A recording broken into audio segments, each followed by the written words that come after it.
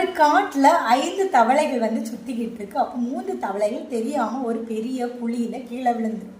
அப்போ அது வந்து மேலே வர்றதுக்கு முயற்சி பண்ணுது. முதல் தவளை மேலே இருக்கக்கூடிய 2 தவளைகள் சொல்லுது, உன்னால வர முடியாது, இது வந்து பெரிய குழி, உன்னால மேலே வர முடியாதுன்னு. அதுவும் அதுங்களோட பேச்சை கேட்டுட்டு அப்படியே ஸ்டாப் ஆயிடும். 2வது தவளையும் முயற்சி பண்ணுது.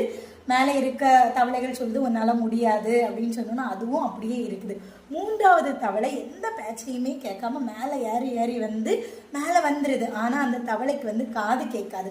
மற்ற தவளைகள் சொன்னது எதையுமே கேட்கல. நம்மளும் நம்ம கோலை நோக்கி போகும்போது நிறைய பேர் கிண்டல் கேலி எல்லாமே பண்ணுவாங்க. ஆனால் எதையுமே கண்டிடக்கூடாது, போயிட்டே இருக்கணும். நம்ம வந்து இப்போ முடியாது முடியாதுன்னு சொல்லிட்டு இருந்தோம்னா நம்மளால ஒரு சாதாரண லைஃப்பை தான் வாழ முடியும். நம்ம கோலை வந்து அச்சீவ் பண்ணவே முடியாது. எப்போவுமே நம்ம வந்து கோலை அச்சீவ் பண்ணணும்னா நம்ம வந்து யாரோட பேச்சையும் கேட்கக்கூடாது. நம்ம கோலை நோக்கி போய்கிட்டே இருக்கணும்.